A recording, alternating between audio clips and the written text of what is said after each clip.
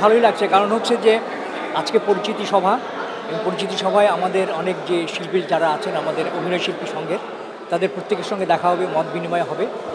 এবং আমরা আমাদের এই অভিনয় শিল্পী সংঘের মাধ্যমে আমাদের শিল্পীদের কল্যাণে যে কাজ করতে চাই বা এতদিন আমরা যে কাজ করে এসেছি তার একটা ছোট্ট মূল্যায়ন, এবং ভবিষ্যতে আমরা কি কাজ করব তাদেরকে নিয়ে তার একটি পরিকল্পনা আমরা এখানে ঘোষণা করব যে ওরা প্রার্থী আছেন।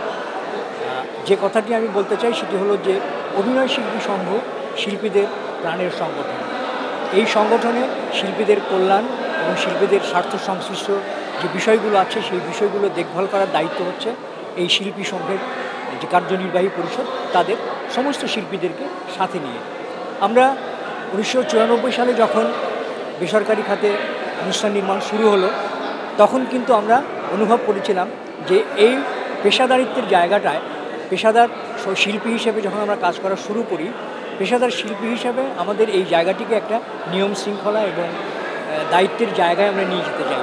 সেই জায়গা থেকে কিন্তু আমরা তখন এই সংগঠনটি প্রতিষ্ঠা করেছি, এবং প্রতিষ্ঠালগ্নে যারা ছিলেন, কাজ করেছেন, তারা অনেকেই এখনও আছেন এবং এই সংগঠনের জন্য অক্লান্ত পরিশ্রম করে যাচ্ছেন, শিল্পীদের স্বার্থ সংশ্লিষ্ট বিষয় নিয়ে কাজ করছেন। আমরা আশা করি যে শিল্পীদের যে চাওয়া, সেই চাওয়া এই অভিনয় শিল্পী সংঘ পরিপূর্ণ করতে পারবে বলে আমার বিশ্বাস। আমাদের অভিনয় শিল্পী সংঘের সদস্য কিন্তু অনেক, কিন্তু এবার অনেকেই সদস্য রিনিউ করতে পারেননি, তারা তো বার্ষিক চাঁদা দেয়নি, যে কারণে আমাদের সদস্য সংখ্যা সীমিত হয়ে গেছে। সেটি একটু বড় কারণ, এবং সেই কারণে আমরা অনেক পরিচিত মুখকে এবার আমরা পাচ্ছি না। এটি আমার কাছে মনে হয় মূল কারণ। আর যারা আছে, আমি মনে করি যে যারা প্রার্থী হিসেবে এখানে প্রতিদ্বন্দ্বিতা করছেন প্রত্যেকেই যার যার জায়গায় যোগ্য প্রার্থী বলে আমি বিশ্বাস করি, এবং প্রত্যেকেরই শিল্পীদের প্রতি একটা দায়বদ্ধতা আছে, কমিটমেন্টের জায়গা আছে।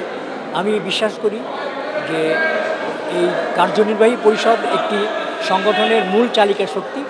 এই চালিকা শক্তিকে যদি আমরা নিরপেক্ষ রাখতে পারি, তাহলে শিল্পীদের কল্যাণে সবাই কাজ করতে পারবে। নির্বাচনে জয় পরাজয় থাকবে।